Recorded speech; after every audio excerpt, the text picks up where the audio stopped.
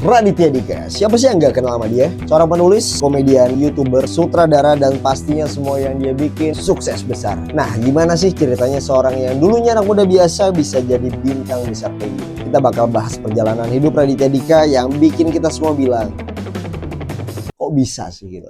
Langsung aja kita bahas di Ekskul Biografi.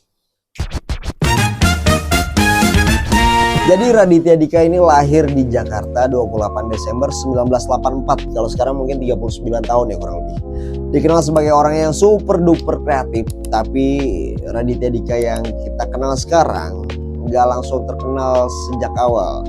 Dulunya ya kayak mas-mas biasa aja cuy. Tapi dia udah mulai nulis dari kecil. Mulai dari nulis cerita di buku catatan. Yang pastinya cerita kocak, udah pasti. Namanya juga komedi kan. Sampai akhirnya dia bisa menjadi seorang penulis di sebuah film gitu.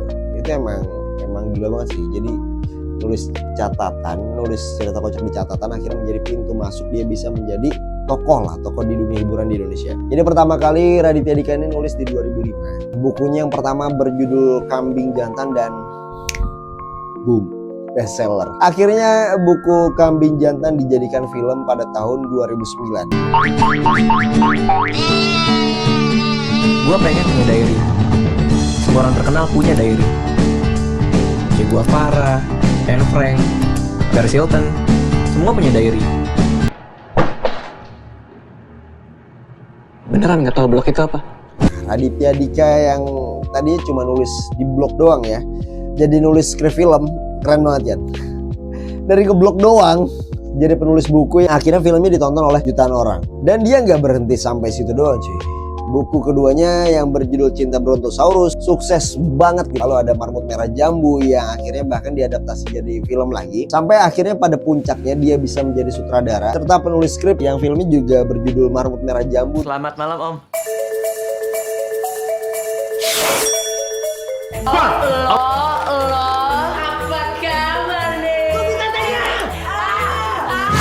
Jangan sampai gue pukul lo ya. Grup kita dulu nggak pernah bisa mecahin kasus ini. Ini Cindy aja nggak bisa pecahin kan? Woi.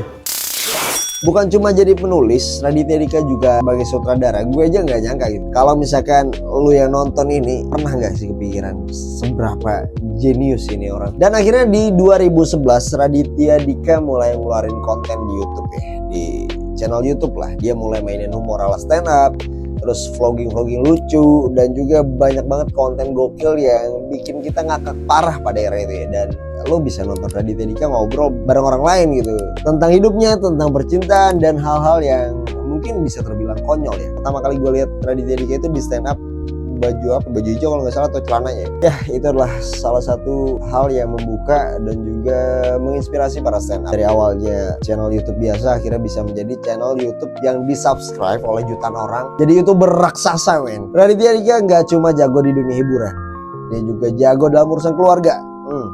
Jadi waktu itu tahun 2018 dia nikah sama seorang aktris ya yang bernama Anissa Aziz ya, yang cantik gila. Gue gak tahu kenapa akhirnya tiba-tiba bisa langsung berjodoh sama Raditya Dika gitu. Bukan langsung juga sih. Dan akhirnya punya 2 orang anak yang super lucu banget, yang akhirnya kalau gue nggak salah baca ya, dia juluki malah balita Jaksel gitu. Gak tahu kenapa jadi sampai dapat julukan kayak gitu. Jadi selain jadi sosok yang menginspirasi, Raditya Dika jadi contoh banget gimana caranya menyeimbangkan kehidupan pribadi serta karirnya. Dari seorang mas-mas yang cuma nulis blog doang, Raditya Dika udah meraih berbagai penghargaan. 2015, congratulations. Iya, terima kasih.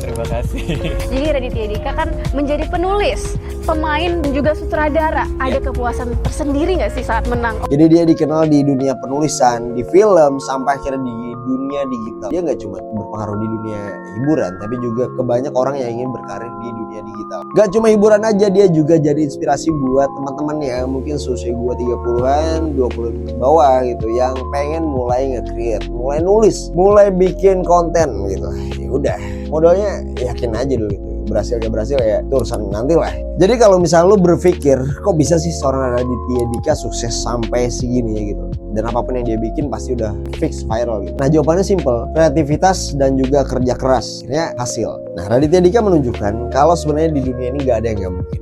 Cuman ada satu hal yang menurut gue jadi salah satu faktor penting, yaitu faktor keberuntungan, faktor privilege. Ini Jung, Raditya Dika punya privilege, dan kita yang nonton ini, kita yang bikin belum tentu. Jadi nggak bisa jadi patokan. Kalau kerja kerasnya udah pasti, semua orang punya takarannya masing-masing buat kerja keras. Tapi hasilnya ya kita serahkan aja ke Tuhan Yang Maha Esa. Yang penting kita nyoba aja, kita nekat aja, udah gas kerjain gitu loh. Oke, itu tadi adalah biografi singkat dari seorang Raditya Dika. Nah, selanjutnya kita bakal bahas siapa lagi nih, Jung? Komen aja di bawah. Terus kalau misalnya kalian lebih tahu, lebih paham, atau lebih banyak info tentang Raditya Dika, komen aja di bawah. Mungkin punya fakta menarik yang di luar dari apa yang gue jelasin tadi. Oke, gue rasa cukup untuk video kali ini. Jangan lupa diklik tombol subscribe-nya, di like juga, di komen juga. Semua yang pengen kalian komentar, kasih aja, terus kalian berkreasi lah di kolom komentar. Akhir kata dari gue, sampai berjumpa di video berikutnya. Gue For pamit, see you.